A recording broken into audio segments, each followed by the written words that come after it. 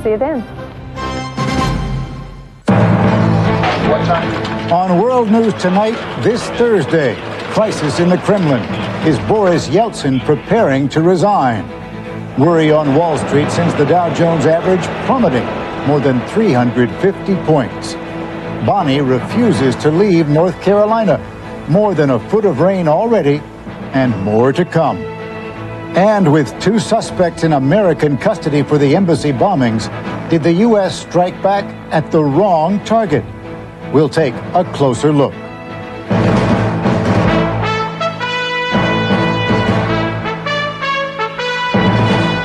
From ABC News World Headquarters in New York, this is World News Tonight with Peter Jennings.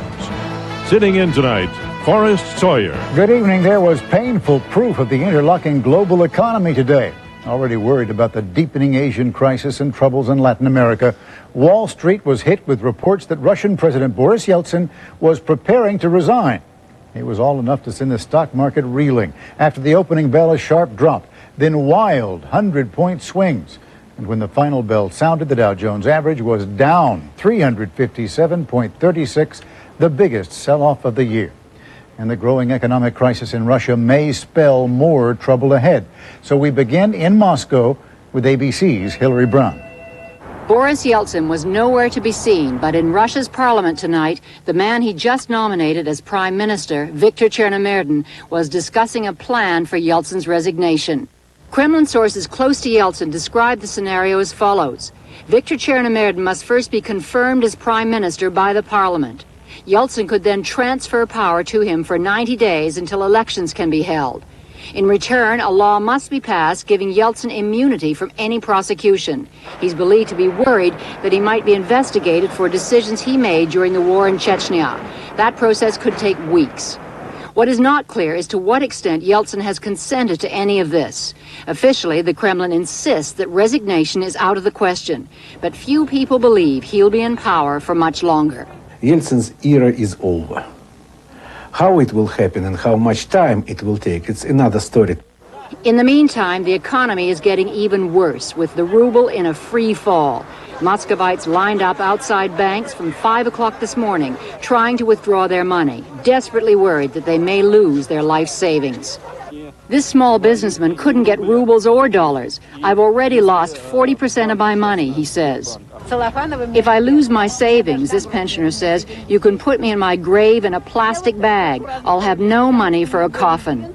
Any new government here will be faced with public anger that all the hardship of the past 6 years of economic reform was for nothing. And they're waiting to see whether Yeltsin shows up for a scheduled meeting with the president of Bulgaria tomorrow. Hillary Brown, ABC News, Moscow. And in the face of all that, in less than a week, President Clinton is scheduled to travel to Moscow. So one obvious question, will the turmoil there affect the president's plans? ABC's John Cochran is at the White House. John, what is the administration's response? Forrest, they've heard here at the White House all the reports that Yeltsin is about to step down. They say they have no confirmation. And they're going full steam ahead with preparations for the president's visit to Moscow next week. But they admit this is a dangerous time, not just because of the failing Russian economy, but because after the dust settles, no one knows how much influence the old-line communists will have, Forrest. John, you know that U.S. foreign policy has long been tagged to Boris Yeltsin, so is the White House supporting him now? There's not much they can do. There's no money to offer him. Congress feels it's given quite enough in loans already through the International Monetary Fund. So Mr. Clinton really will have very little influence when he goes to Moscow, Forrest. John Cochran at the White House. Thank you, John. Now on to that other big story. Wall Street investors have been watching the events in Russia very closely to see how deep the problems may run. And Russia is just the latest worry. Here's ABC's Aaron Brown. Russia was the trigger that sent Wall Street falling from the opening bell. We had panic on Wall Street today. The excuse was what's going on in Russia. The reality is that we've been in a correction for 6 weeks now, and folks were very nervous. And it really, I would say we would have been down today with good news, bad news, or no news. American companies aren't heavily invested in Russia, but ones that are got hurt. Republic Bank, the nation's 21st largest, said today its entire third quarter profits had been wiped out by its Russian investments, now worth just 15 cents on the dollar. But if it was just Russia or just Hong Kong or even just Japan, it would be but a body blow to Wall Street. But it's all of them, all at once. many moving pieces right now, many unanswered questions, and until those questions show some level of certainty or strength, the market continues to be very anxious. That anxiety caused today's across-the-board losses and has caused the Dow to drop 12% since its high last month. The Dow is simply catching up with the rest of the world, which has been struggling for a year. In Japan, the market is down almost 17% in the last year. In Germany, down 18%. France, almost 15%. And those numbers look great compared to the smaller emerging markets. Thailand down nearly 60%. Malaysia down 59%. And it's not just Asia either. Brazil down more than 50%. Venezuela off more than 70%. Wall Street has avoided those kinds of losses because of the strongest domestic economy in a generation.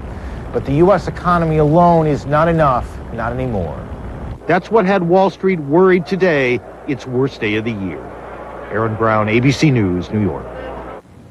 In just a moment, the day's other news, the wrath of Bonnie. How have some communities stood up against the powerful wind and rain? And new information about the embassy bombings, a suspect brought to the U.S. with details of how it happened. This is World News Tonight with Peter Jennings. Brought to you by the makers of Pledge. How come you do me like you do? How come you do? Even if you can't always treat your wood furniture with kid gloves, always treat it to Pledge. Because Pledge does what's right for your wood. Its condition is cared for and protected far longer than dusting sprays. So treat your furniture like you do. And where life goes on, let Pledge go on. S.C. Johnson Wax. When it comes to your health, never compromise, even when choosing a laxative. You need one that's strong enough to work overnight, but also gentle. Try doctor-recommended Dulcolax. Its comfort coating even protects your stomach. Get strong, get gentle, get doctor-recommended Dulcolax. Sun is rising. Shine, shine. Looks like a great day. It's a great day for the comfort and convenience of changing tint Transitions lenses. Indoors, they lighten. Outdoors, they darken. So lightweight plastic Transitions lenses are right in any light. Make the change to Transitions lenses and see for yourself. It's a great day. Transitions lenses, right in any light and right for you. Weather news tonight. Hurricane Bonnie has been churning away over North Carolina for more than 24 hours. Bonnie is weaker, now downgraded to a tropical storm, but it's still doing a lot of damage. With more than 12 inches of rain in coastal areas so far, flooding is a big problem, and more to come. Forecasters say the storm will remain over North Carolina until early tomorrow. ABC's Steve Osunsami is in Morehead City on the North Carolina coast. With more than 50,000 people out of power in this area, utility crews are a sign of relief. Since the storm came ashore yesterday afternoon, Morehead City and its barrier island have been pounded by winds up to 92 miles an hour. Their beaches have lost ground to waves 9 feet high. And many of their streets, homes, and boats are either flooded or ruined. We have one boat over, but maybe there won't be any more. The worst of the storm came early this morning, and all day long, wind gusts were still so strong they continued to toss large chunks of metal across town. Unlike storms before her, Hurricane Bonnie refuses to leave quickly. Debris comes in from the sound and up along the beaches, and it can, if we get a big piling, it can tear our dock completely up. The next signs of life will come tonight and tomorrow as the wind and rain continue to die down. Only then can people here start to clear away the damage and begin the exhausting process of rebuilding their lives. Forrest? Thanks very much, Steve Osunsami in Morehead City. Rebuilding, of course, is not going to be easy. So how are people coping with Bonnie, even as its effects are still being felt? We have reporters up and down the North Carolina coast, and we begin with ABC's Rebecca Chase, who is in Wrightsville Beach, North Carolina. After bracing for the worst, Bonnie's bite wasn't so bad after all. There was some flooding, a few roofs off, several boats tossed around, and roads covered with sand. But today, the tension is gone. Relieved. Pretty relaxed right now, actually. I'm glad it's over with. On Wrightsville Beach, good preparations and key investments paid off. $1.5 million were recently spent here to rebuild the beaches, and today officials said that helped minimize the damage of this storm. The big new beach provided a buffer against the waves. There's no doubt that this renourishment made a difference at this storm. In nearby Wilmington, streets are already being cleared, and utility lines are under repair. Late today, residents were allowed to return to Wrightsville Beach as life here is quickly returning to normal. This is Ron Claiborne in Washington, North Carolina, where this afternoon a group of neighbors went to see what Bonnie had done to their homes. For these two friends, the news was not good. Their homes, both badly damaged by Hurricane Fran 2 years ago, were flooded again. Well, it's pretty much the same thing, though. It's the same thing. Annie Waters, whose home was badly damaged by the storm 2 years ago, couldn't get to her house today. She could only wonder. Then a neighbor volunteered to try. The neighbor waded into the floodwaters to check on her home while she waited. Finally, the neighbor returned. Your floor is all wet, but there's no water standing. Oh, you better be glad the wind changed when it did. I thank God for this. This time, her home had survived. This time, she had been lucky. I'm Bill Redeker in Nags Head, where high surf and flooding threatened the Outer Banks today. Roads became impassable, structural damage was widespread, power lines shorted out and set poles on fire. Do these storms scare you at all? Oh, yeah. Every time. Despite that, Lovey McCann and her husband Andy were back at work cleaning up their restaurant, convinced Bonnie was out of steam. The McCanns have weathered 6 hurricanes since they opened 13 years ago. But business is business. We've got basically from Memorial Day to Labor Day to make a living. That's it. And that's about it right now. The pier that supports the restaurant has been rebuilt 3 times, but that won't be necessary this time, which means that tomorrow morning, this landmark restaurant will be open for breakfast. And reporting, Bill Redeker, Ron Claiborne, and Rebecca Chase in North Carolina. And now here comes the next one. The next hurricane on the heels of Bonnie is Danielle. Tonight, the storm is about 300 miles northeast of the island of St. Martin. Forecasters say it's too early to tell if Danielle will hit the United States. In just a moment, the embassy bombings and the U.S. response. Was one of the targets a mistake? We'll take a closer look. For the 14 million women who worry about light to moderate bladder control, now there's new Double Protection Compose Panty and Pad system. The Compose Panty and Pad fit together for double protection. There's a super absorbent disposable pad, but the real difference is the separate washable panty. It gives you double protection with a quilted panel that won't let wetness through. So why worry? Get double protection with Double Protection Compose. Protection that goes beyond the pad. I am an ice cream snob. Right away, I thought healthy choice. But I was shocked. Chunks of brownies, caramel, cappuccino, chocolate chunk. Only 2 grams of fat. With Healthy Choice, I've got a green light to eat what I like. Yeah. Mambo into Red Lobster. And try our 30 shrimp dinner. We pile on 30 shrimp for just $9.99. That's a lot of shrimp. So hurry in for your 30 shrimp dinner at Red Lobster.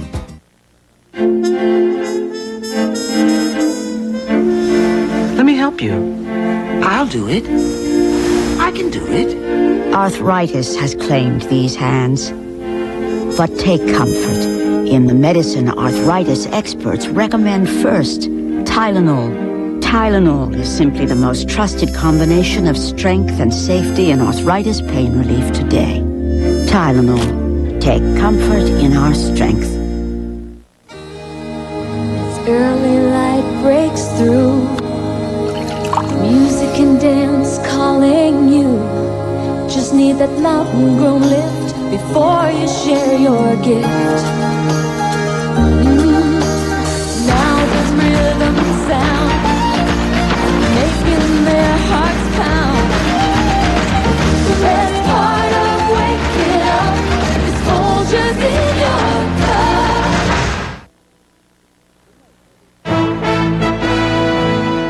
Tonight, nearly 3 weeks after the bombings at U.S. embassies in Kenya and Tanzania, we're going to take a closer look at the effectiveness of the U.S. response in court and on the battlefield. The legal investigation in Nairobi and New York took a big step forward today. 2 key suspects have been extradited from Kenya, and this afternoon, one was brought before a federal judge in Manhattan. Here's ABC's John Miller. Police, U.S. Marshals, and bomb-sniffing dogs ringed New York's federal courthouse. Inside, the suspect who used the name Khalid Salem stood before a federal magistrate, charged with 12 counts of murder, one for each American killed in the bombing of the U.S. Embassy in Nairobi. The FBI says the suspect confessed to them it was planned as a suicide bombing. The defendant stated that the operation was supposed to be a martyrdom operation, which he did not expect to survive. Salem did survive, and while he was in the hospital, Kenyan police and the FBI began to focus on him. When one of the embassy guards identified Salem as the man who had thrown a stun grenade at him from the truck containing the bomb, Salem was arrested. According to the FBI, Salem told them planning for the embassy bombings began in March. Salem said he and others were trained in the camps run by exiled Saudi millionaire Osama bin Laden in Afghanistan. Another suspect, Mohammed Sadiq O'Day, has also been sent to the U.S. to face charges in the bombing case. 2 months before the embassies were bombed, bin Laden was charged in a secret indictment in New York as a terrorist for allegedly soliciting the murders of Americans. Justice Department sources say a new, more sweeping indictment naming bin Laden in the East African bombings is in the works. But as they've already learned, charging bin Laden and bringing him to trial here in the United States are two different things. John Miller, ABC News, New York. Even as the legal case moves forward, there are more questions about last week's U.S. military strikes against suspected terrorist targets, particularly in Sudan, where a pharmaceutical plant allegedly involved in making deadly nerve gas was destroyed. The Sudanese say the claims are false, and the U.S. version is changing.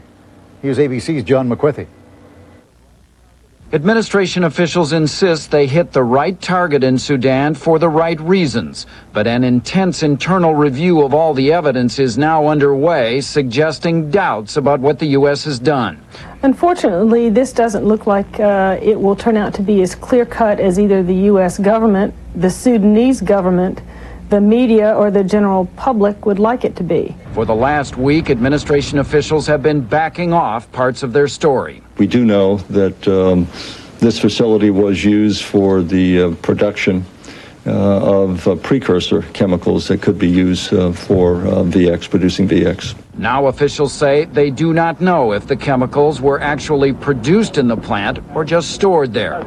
A week ago, a senior intelligence official told reporters, quote, "We have seen no commercial products that are sold out of this facility," indicating it was just a front to make chemical weapons. Now officials acknowledge the plant produced about 60% of the medicine consumed in Sudan, a poor nation ravaged by war and famine. There is also the issue of Osama bin Laden's financial ties. And we do know that he has had some financial interests in contributing to this particular facility. Today, U.S. officials seem a lot less certain about the money trail. We know that he has a connection with the Sudanese military-industrial complex of which this facility was a part. Just days ago, the administration said it had evidence from a soil sample that could only have come from chemicals used to make poison gas. Now there are questions about whether that is true. Administration officials insist they still have more than enough evidence to justify destroying the pharmaceutical plant, even though that evidence now appears to be developing some holes. John McWethy, ABC News, the Pentagon. And the questions go on. In just a moment, Democrats make sure the president has a welcome audience on a side trip from vacation.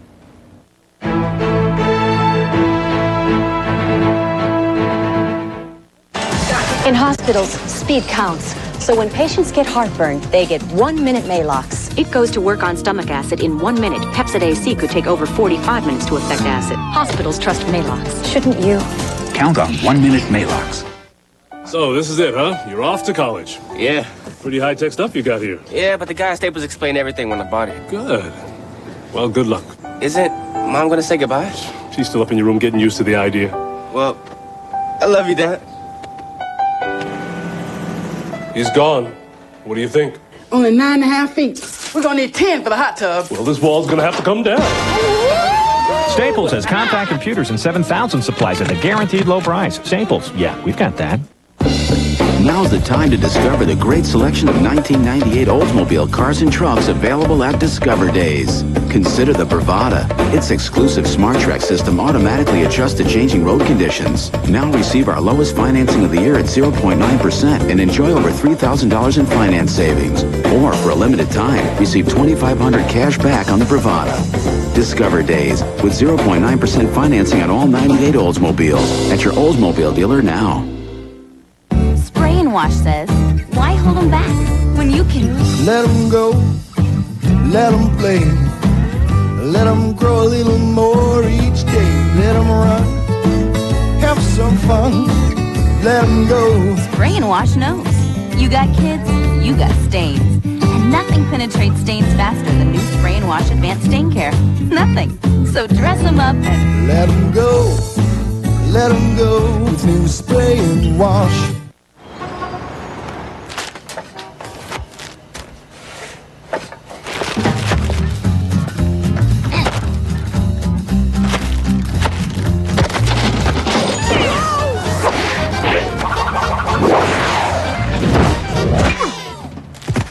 That's one tough bag. The amazing Hefty One-Zip food bag. It clicks closed to lock in freshness.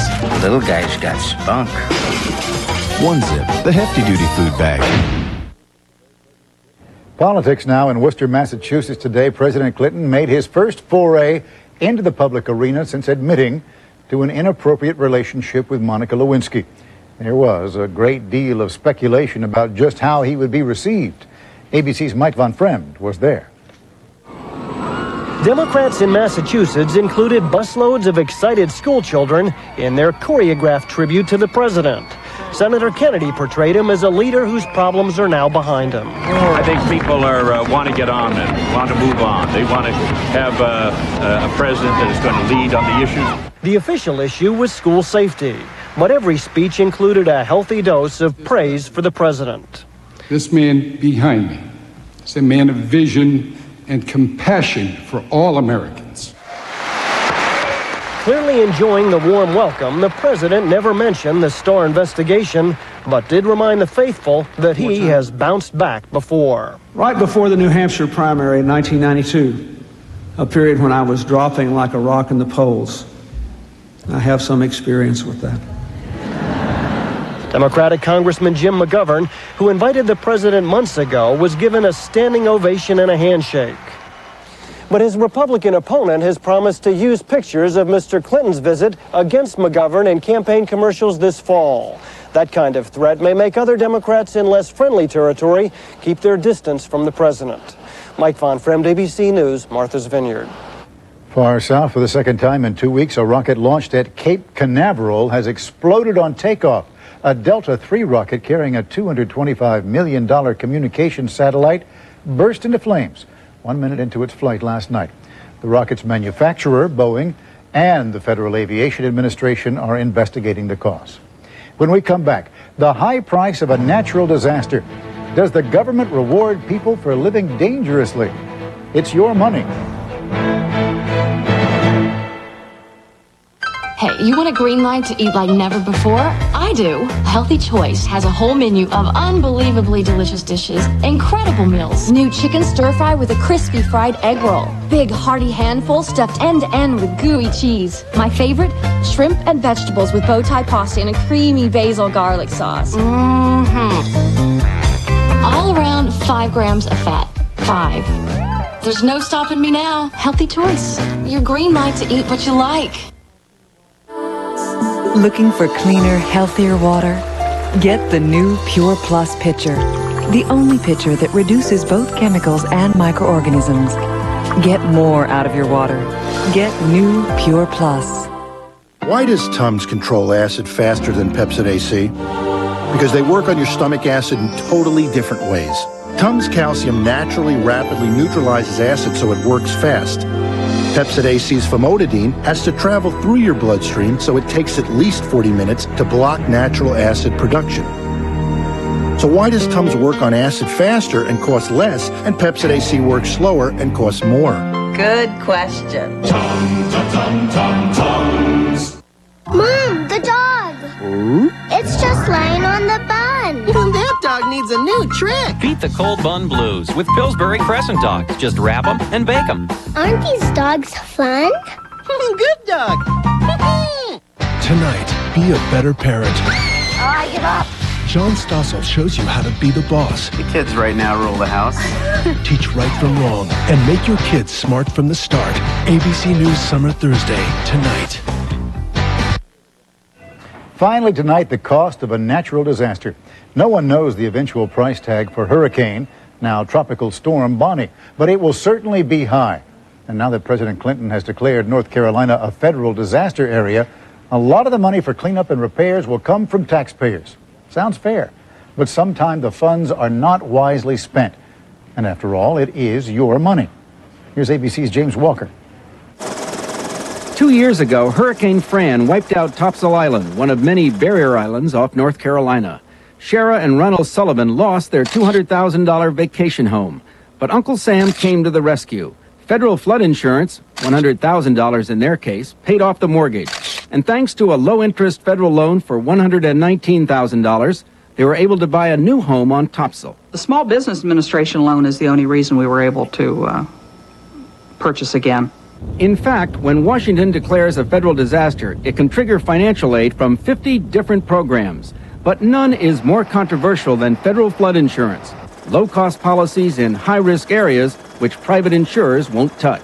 The issue is, does the federal aid encourage people to rebuild in areas where they shouldn't live in the first place? Topsail Island is a very expensive place for the federal taxpayer. Very expensive because the hurricanes keep coming and people with flood insurance keep filing claims time and time again. On Topsail, $10.9 million for just 217 property owners.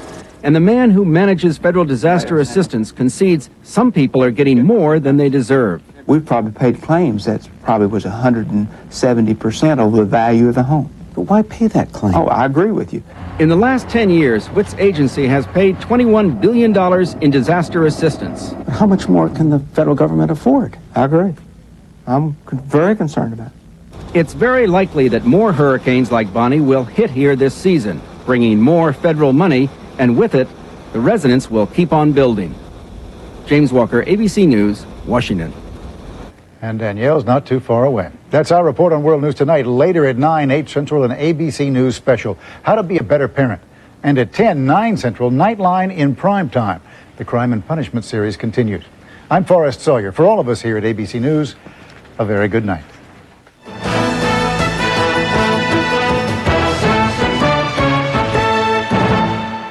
Tomorrow, is the hysteria surrounding Princess Diana's death finally over? Can we let her legacy live in peace? A closer look. Watch ABC's World News Tonight.